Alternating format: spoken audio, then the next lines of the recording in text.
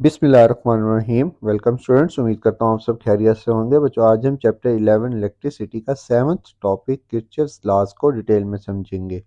Kirchhoff's laws बेटा हमारे पास current और वोल्टेज के बारे में इंफॉर्मेशन प्रोवाइड करते हैं, लेकिन इससे पहले हम एक ओहम्स लॉज की मदद से करंट और वोल्टेज की वैल्यू फाइंड आउट करते थे। लेकिन ओहम्स लॉ के होते हुए हमें किरचॉफ्स लॉज की क्यों ज़रूरत पेश आई, इस पॉइंट को समझिएगा।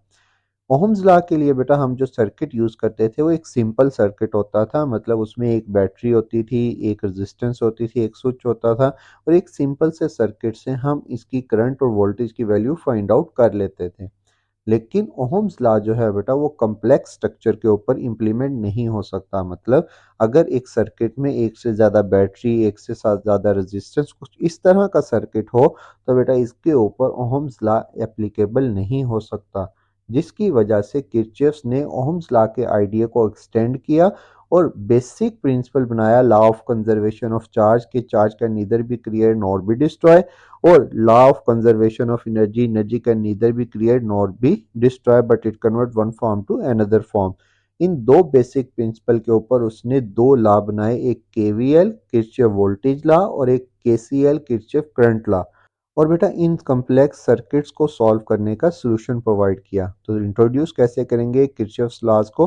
Kirchhoff introduce two important laws about current and voltage in electrical circuit. These laws extend Ohm's work are based on the law of conservation of charge and law of conservation of energy. अब हमारे पास बेटा जो uses हैं इसके, वो कहाँ पर use होते हैं ये law. These laws help analyze circuit where resistor and EMF sources are arranged in complex configuration। complex configuration मतलब उसमें दो या दो से ज्यादा रेजिस्टेंस हो, दो या दो से ज्यादा हमारे पास EMF सोर्सेज हो, और वो पैरेलल और सीरीज कॉम्बिनेशन में कनेक्टेड हो, जस्ट लाइक दिस। और वाई नेसेसरीली ये आपसे एमसीक्यूज में या फिर हमारे पास शॉर्ट क्वेश्चन में भी पूछा जा सकता है। तो बेटा ये आपने लाजमी याद रखना है। When circuit can not solve using simple series, मतलब अगर इसको हम सिंपल सीरीज यानी ओम्स लॉ से सॉल्व नहीं कर सकते तो बेटा हमारे पास Kirchhoff law provide a method to calculate the current. अब बेटा हमारे पास पहला लॉ है किरचॉफ का, किरचॉफ करंट लॉ यानी केसीएल। केसीएल क्या कहता है बेटा, तो इसको हम सिंपल वर्डिंग में समझेंगे। केसीएल कहता है जितना करंट एक पॉइंट पर इकट्ठा होता है उतना ही करंट उस पॉइंट से आगे जाता है। फर्ज कर लें यहाँ पर बेटा I1 करंट, I2 करंट और I3 करंट, तीनों पॉइंट से करंट इस पॉइंट पर इकट्ठा होता है और I4 और I5 की डायरेक्शन में आगे जाता है। और जितना करंट इस पॉइंट पर आएगा उतना ही करंट इस पॉइंट से आगे जाएगा। फर्ज कर रहे हैं हम यहाँ पर 10 एम्पियर करंट था, यहाँ पर भी 10 एम्पियर करंट था और यहाँ पर भी 10 एम्पियर करंट। तो तीनों करंट जब यहाँ पर इकट्ठे होंगे तो टोटल करंट हो गया यहाँ पर 30 एम्पियर। और यहाँ पर I4 और I5 की डायरेक्शन में अगर 15 एम्पियर इसकी डायरेक्शन में गया है तो 15 एम्पियर इसकी डायरेक्शन में जाएगा। मतलब जितना करंट इस पॉइंट पर आएगा उतना ही करंट इससे आगे जाएगा, कोई चार्ज यहाँ पर स्टे नहीं करेगा। तो बेटा हम इसको डिफाइन कैसे करेंगे।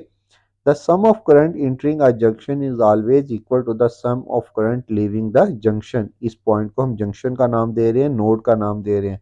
जितना करंट इस पॉइंट पर आया उतना ही करंट इस पॉइंट से आगे गया। तो बेटा आने वाले करंट को प्लस के साथ लिखेंगे, I1 I2 I3 तीनों प्लस के साथ आएंगे क्योंकि ये करंट आया था इस पॉइंट पर।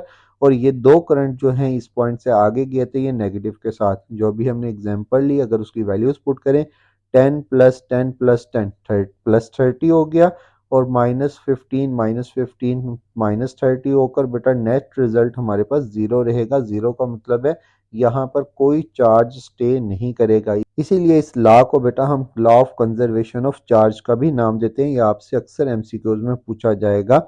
This law is derived from conservation of charge, which state the charge cannot be created or destroyed. The current entering a node equal to the current leaving it.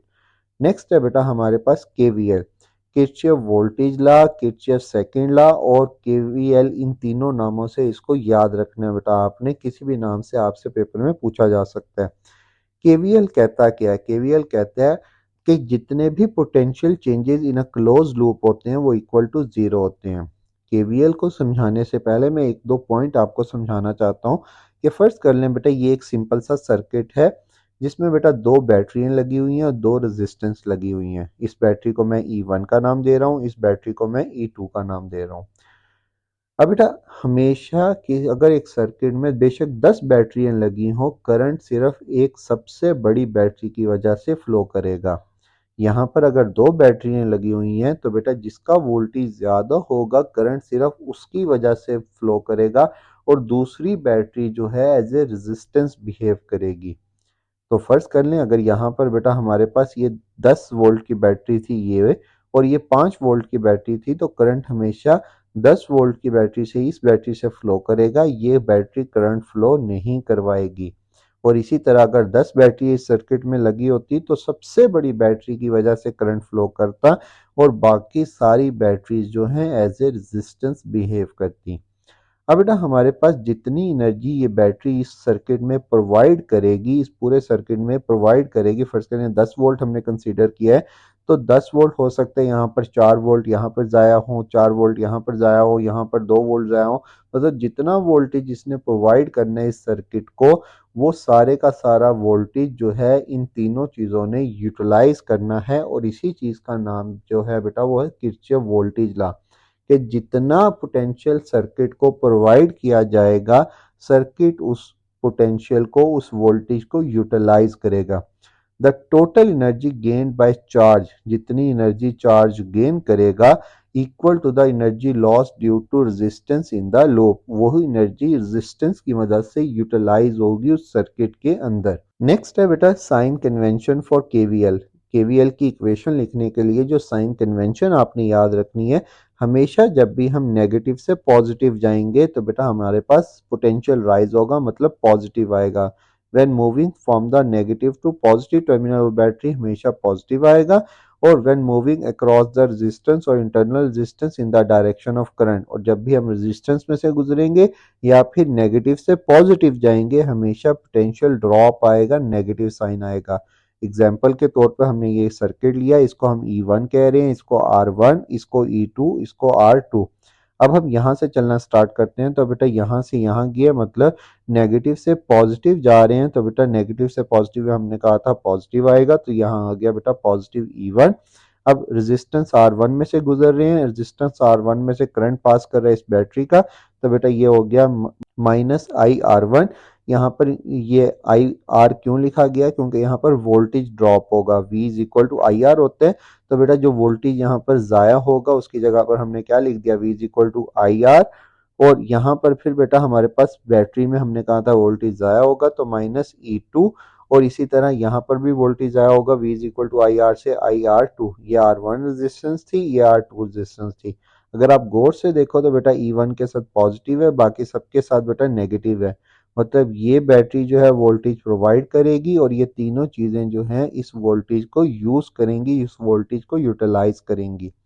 इसी तरह बेटा हमारे पास applications of Kirchhoff's laws in multiple loop circuit. अब हम multiple loop circuit की equation बनाएंगे जो आपकी बुक में एग्जांपल के तौर पर गिवन है। यहाँ पर बेटा आपको दो लूप दिए गए हैं। लूप क्या है बेटा, इस बॉक्स को हम लूप का नाम दे रहे हैं और इस बॉक्स को दूसरे लूप का नाम दे रहे हैं। ए बी सी एफ एक लूप है और सी डी ई एफ ये हमारे पास दूसरा लूप है। पहले हम इस लूप की इक्वेशन ड्राइव करेंगे। इस लूप में क्या है बेटा, हमारे पास I1 करंट फ्लो कर रहा है और E1 बैटरी जो है वो हमारे पास पोटेंशियल प्रोवाइड कर रही है, R1 रेजिस्टेंस है और R2 भी रेजिस्टेंस है। लेकिन इसमें एक इंटरेस्टिंग बात क्या है, R2 रेजिस्टेंस जो है वो दोनों लूप के दरमियान में लगी हुई है, मतलब R2 में से I1 करंट भी पास करेगा और I2 करंट भी पास करेगा। तो सबसे पहले हम इसकी इक्वेशन बनाते हैं। ए से अगर हम बी की तरफ जाएंगे तो बेटा दरमियान में लगी हुई है E1, तो प्लस नेगेटिव से हम कहाँ गए हैं, पॉजिटिव की तरफ, तो प्लस आएगा।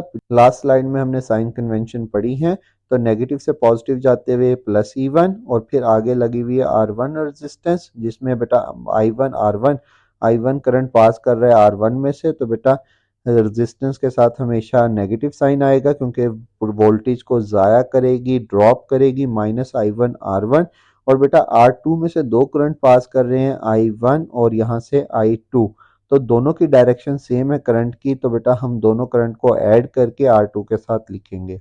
इसी तरह बेटा हमारे पास सेकंड लूप में भी हमारे पास पहले R2 C से F जाते हुए बेटा हमारे पास R2 लगी हुई है, रेजिस्टेंस को नेगेटिव में लिखते हैं लेकिन दो करंट पास कर रहे हैं I1 प्लस I2, और नेगेटिव से पॉजिटिव जाएंगे तो E2, और ये R2 जो है बेटा ये भी हमारे पास, R3 जो है ये भी हमारे पास नेगेटिव साइन के साथ लिखी जाएगी। इसी तरह हम किसी भी लूप की इक्वेशंस को बना सकते हैं, लेकिन आपने बस एक बेसिक रूल याद रखना है कि हमारे पास हमेशा पॉजिटिव से नेगेटिव जाएंगे तो पोटेंशियल ड्रॉप होगा, और अगर नेगेटिव से पॉजिटिव जाएंगे तो प्लस साइन आएगा, पोटेंशियल इंक्रीज होगा।